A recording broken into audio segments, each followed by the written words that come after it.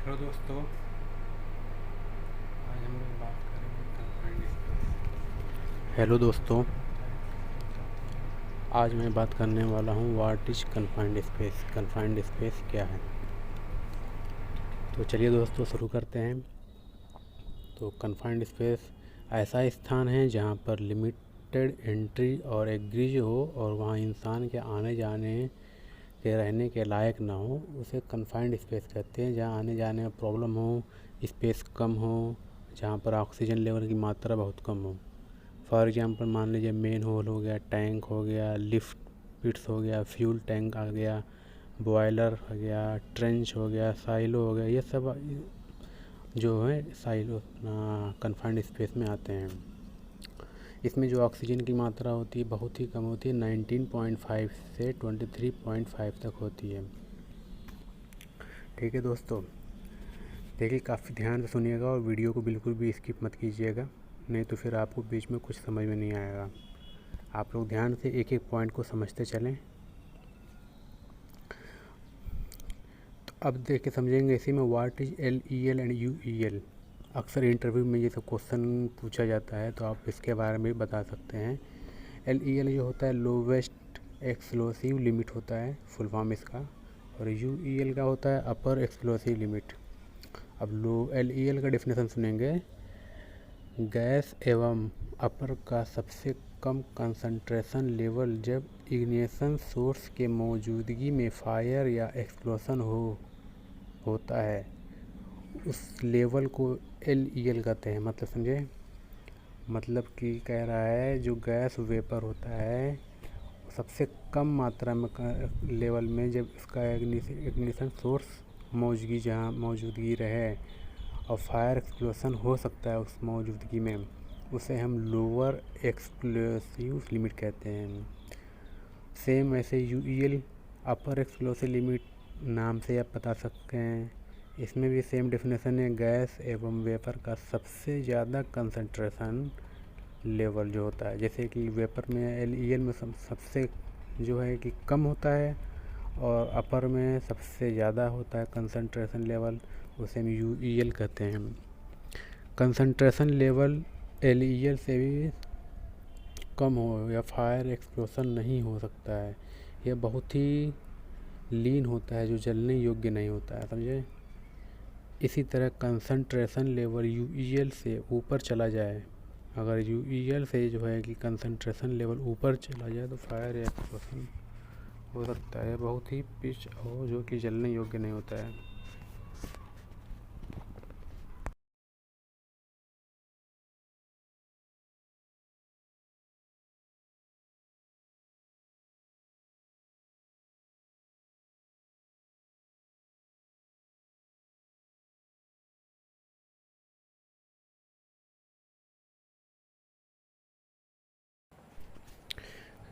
अब बात करेंगे कन्फाइंड स्पेस के सुरक्षा के उपाय।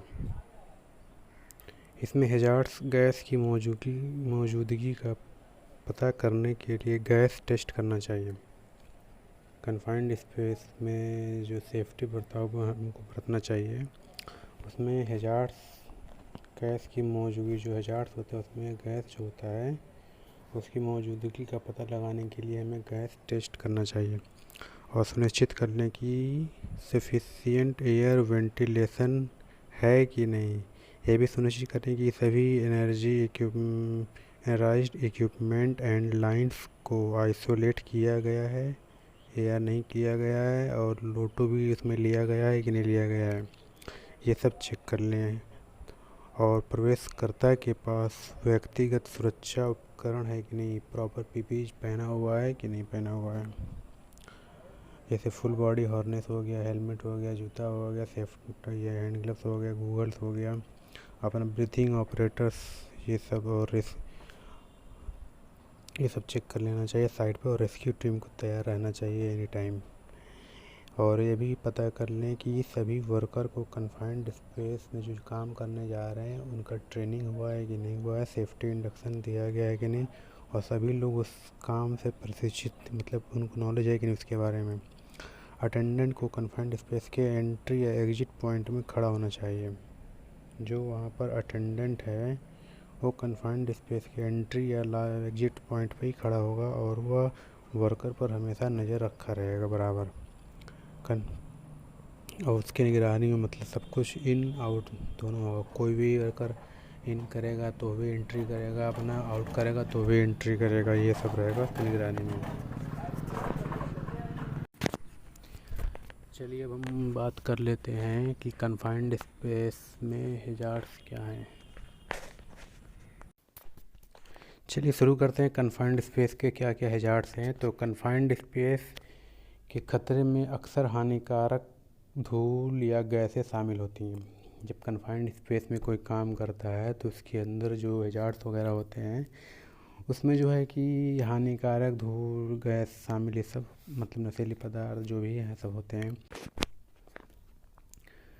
दो आदमी का फंस भी जाते हैं कन्फाइंड स्पेस में, जाम हो जाते हैं और उसमें इलेक्ट्रिक्यूशन का भी चांस रहता है खतरा होने का। तो कन्फाइंड स्पेस में जो अटेंडेंट जो खड़ा रहता है उसकी जो रिस्पॉन्सिबिलिटी होती है वो होती है कि उसमें जो एम्प्लॉय काम करने गया है वो कन्फाइंड स्पेस के बाहर ही होता है। जो अंदर काम करने गया है तो उसका अटेंडेंट कन्फाइंड स्पेस के बाहर खड़ा होता है, और जो अंदर काम करने जाता तो जो अंदर काम करने के लिए जाता है उस पर वो उसका अटेंडेंट नज़र रखता है। ठीक है, ये सब ध्यान रखता है और उस पर जो ये भी देखता है कि कोई अदर पर्सन उस पर आगे उसमें प्रवेश ना कर जाए। तो उसके कन्फाइंड स्पेस की सुरक्षा के लिए भी उसको लगाया जाता है कि कोई बाहरी कोई पर्सन या कोई अनऑथराइज पर्सन उसमें एंट्री ना करे। उसमें केवल वही पर्सन एंट्री करके काम कर सकता है जो उससे ट्रेंड हो, उसको ट्रेनिंग दिया गया हो कन्फाइंड स्पेस के बारे में।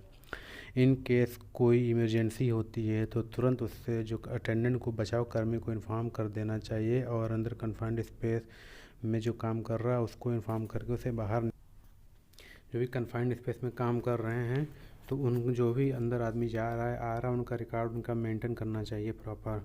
जो जिस टाइम पे गया किस टाइम पे आया ये सब देखना है। ठीक है दोस्तों, आप लोग प्लीज़ हमारे इस चैनल को लाइक एंड सब्सक्राइब ज़रूर करें, जिससे कि मैं और भी वीडियो आपके लिए अच्छे अच्छे लेकर आ सकूं और आपको शेयर कर सकूं। Okay friends, thank you.